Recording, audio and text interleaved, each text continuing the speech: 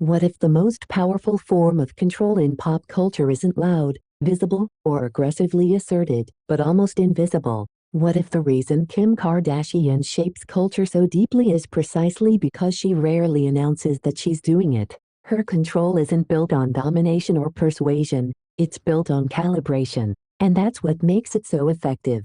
Kim Kardashian doesn't tell pop culture where to go. She positions herself exactly where it's already heading, then stands still long enough for the world to adjust around her. This is quiet control. It doesn't shock. It doesn't argue. It normalizes. And normalization is far more powerful than disruption. Have you noticed how the most lasting changes rarely feel revolutionary while they're happening? One of the foundations of her quiet control is restraint. In an ecosystem addicted to reaction, she rarely reacts. In a culture that rewards oversharing, she reveals selectively. This creates asymmetry. Everyone talks about her. She doesn't talk back at the same volume. That imbalance subtly shifts power. When one side is emotionally loud and the other remains controlled, attention flows upward. Silence, in this context, isn't absence. It's leverage. Kim understands something crucial about modern pop culture.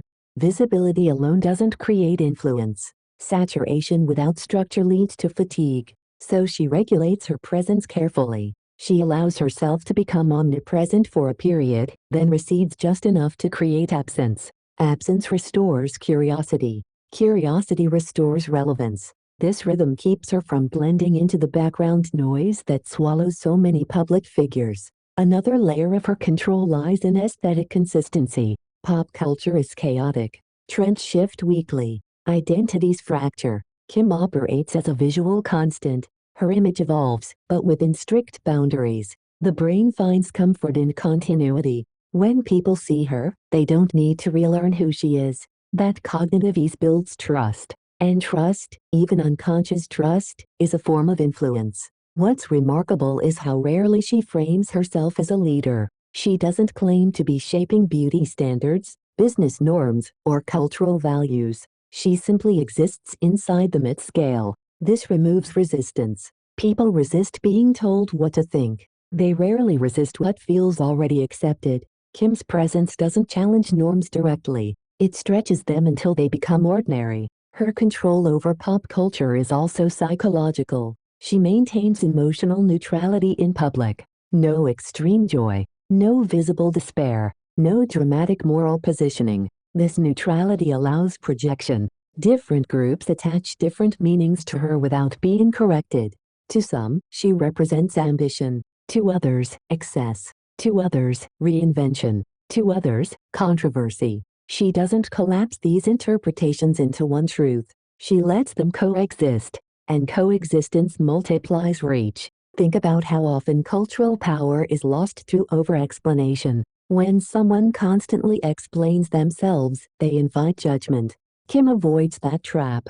She moves without justification. Movement without explanation signals confidence. Confidence reduces debate. Debate weakens authority.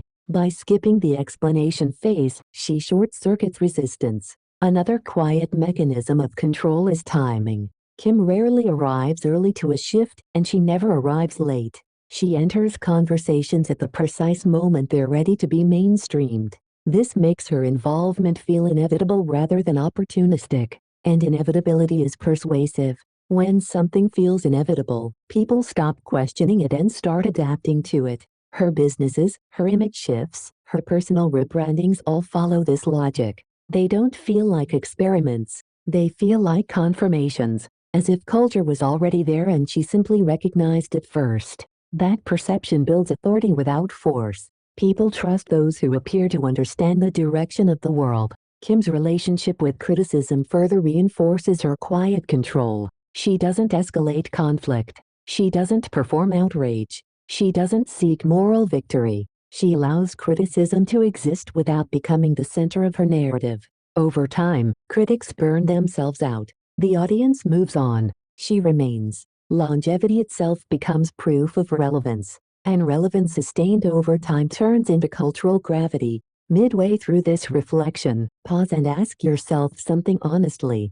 Who actually shapes your opinions more, the loudest voices, or the ones that seem unaffected by the noise? If you're finding this analysis meaningful, take a moment to subscribe and leave your thoughts in the comments. These conversations deepen when more people engage. Another aspect of her control is how she treats pop culture as an ecosystem rather than a stage. She doesn't chase individual moments. She builds systems. Her presence reinforces industries, aesthetics, platforms, and narratives simultaneously. This means no single failure can destabilize her influence. When one lane slows, another accelerates. That redundancy is intentional. Systems outlast moments. She also understands the power of repetition without exhaustion. Kim repeats certain themes relentlessly: transformation, confidence, success, visibility, control. But she repeats them visually rather than verbally. Visual repetition bypasses rational resistance.